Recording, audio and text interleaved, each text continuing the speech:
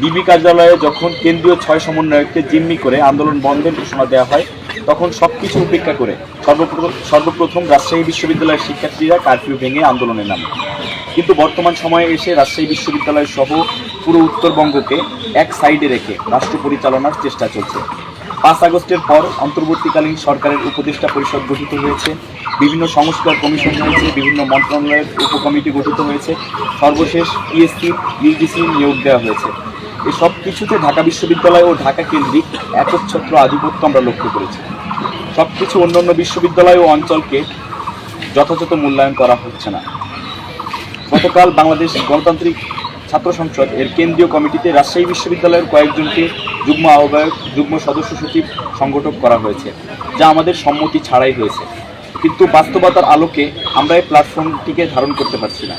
নতুন বন্দোবস্তের নামে ঢাকা ও ঢাবি কেন্দ্রিক নয়া ফ্যাসিবাদী মনোভাবের যে উত্থান লক্ষ্য করা যাচ্ছে, তার প্রতিবাদেই আমরা এই প্ল্যাটফর্মে থাকতে রাজি না।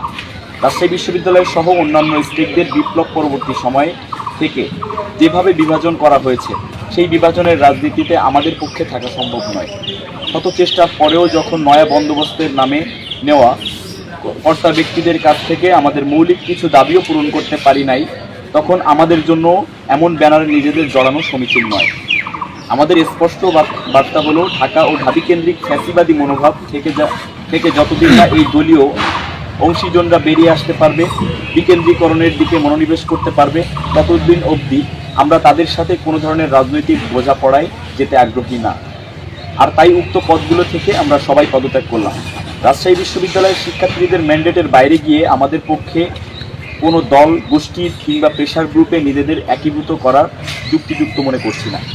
আমরা এমন একটি প্ল্যাটফর্ম চাই যেখানে সর্বস্তরের আপামর ছাত্র সমাজ ঐক্যবদ্ধভাবে দেশের স্বার্থে সুস্থ ধারার রাজনীতিতে অংশগ্রহণ করবে।